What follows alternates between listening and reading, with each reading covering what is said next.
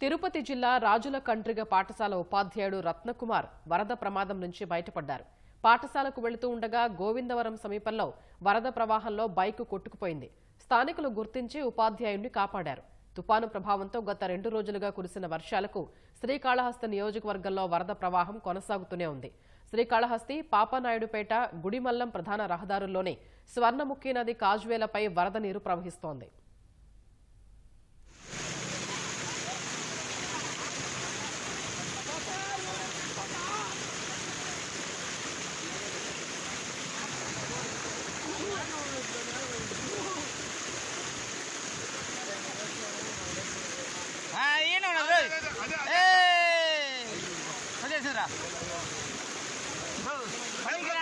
పనికిరాని కథలు మాట్లాడాలి. వీడియో తీసుకున్నది పనికిరాని మాటలు మాట్లాడతారా?